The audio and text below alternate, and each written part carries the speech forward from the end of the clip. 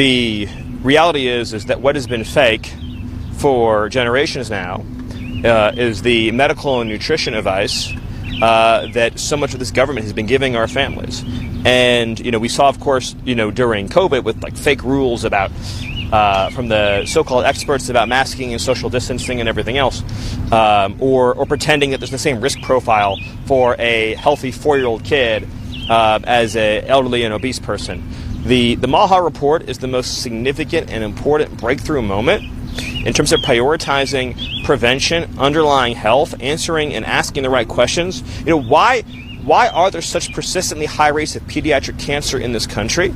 And why have they increased so significantly since 1970? Why are pediatric cancer rates so much higher in the developed world than the developing world? Why do you even have a concept called diseases of civilization? I think you've all heard that concept before, right? Where in the most developed countries, you have such high incidences of cancer, of immunological disorders, right? In other words, things like celiac disease, food allergies, eczema, psoriasis, gut disorders. You have so many quality of life disorders that can actually be crippling and debilitating, right? In other words, some of these disorders can completely degrade in the person's entire quality of life permanently with no known cures. They can treat these things with, like Crohn's disease, for example.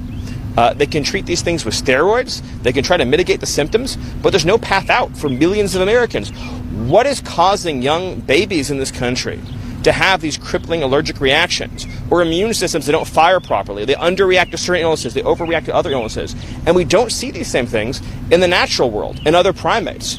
And so the report, which took just such extraordinary courage, and I'm so grateful to Bobby, in talking about the chemical load in our society, the chemical load that a child accrues from the day they're born, in terms of everything that they touch and interact with in the world, the complete denuding of our food supply, in other words, the eradication of all living things, all natural things from our food supply in the form of these ultra-processed foods, so that children are living a life where they're not having access to anything natural, they're not having access to anything that's healthy.